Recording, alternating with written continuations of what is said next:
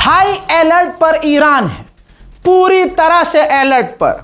लेकिन क्यों?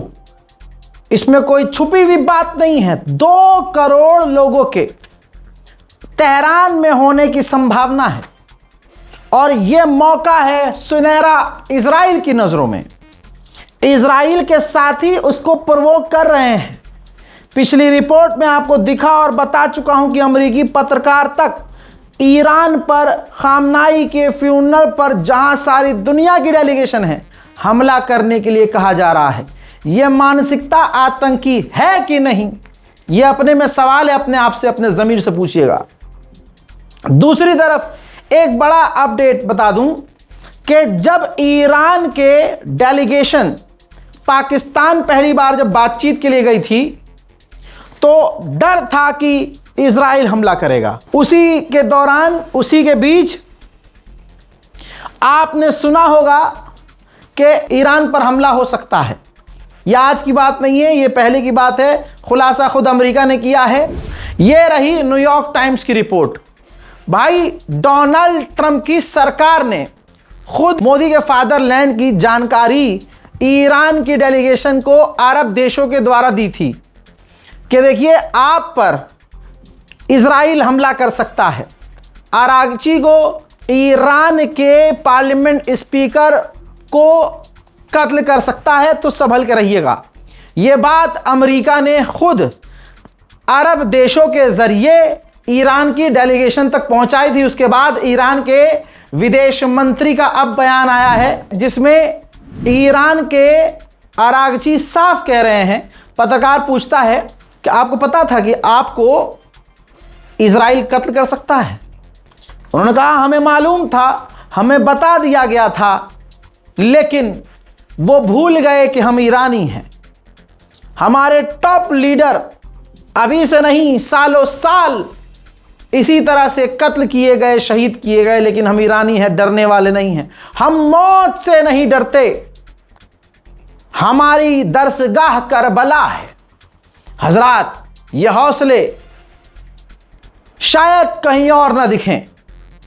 आज खुलासा हुआ कि हां, डर था मौत का, लेकिन सीने में कोई डर नहीं।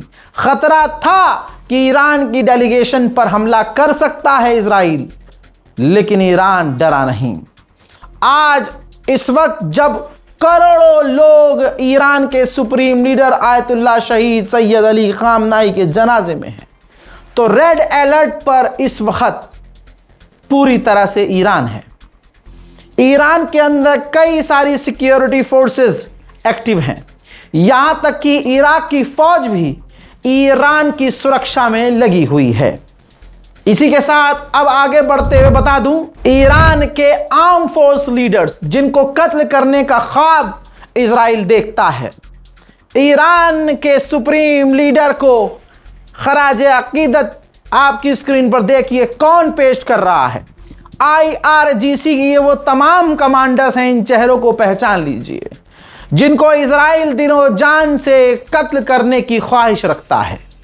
बेखौफ ईरान की IRGC फौज खामनाई के सामने मौजूद है। इधर भारत की जो डेलीगेशन पहुंची है, उनकी भी ये 2 तस्वीरें आई हैं जो इस वक्त तेहरान में हैं, और साथ ही उनका ये वीडियो भी आया है कि जब वो एयरक्राफ्ट से उतरे हैं और उनका स्वागत किया गया है। इसके बाद अरब की एक कंट्री ओमान, तस्वीर आपके सामने, ओमान की डेलीगेशन भी तेहरान पहुंच चुकी है। ईरान के अधिकारियों ने उनका स्वागत किया है। अब तुर्की के पॉलिटिकल नेता भी पहुंचना शुरू हो चुके हैं।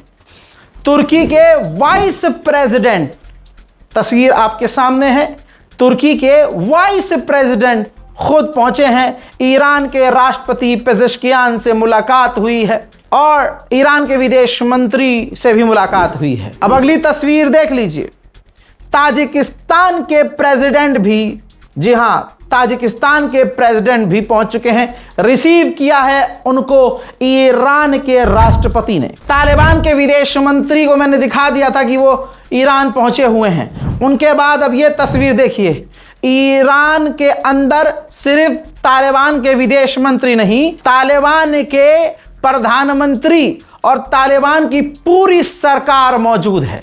पूरा तालिबान जिसके हाथ में है, वो पूरी टीम इस वक्त ईरान में, तेहरान में है और ईरान के राष्ट्रपति से उन्होंने मुलाकात की है। यह तमाचा है शिया सुन्नी के बीच नफरत फैलाने वाले सुअर के बच्चों के मुंह पर।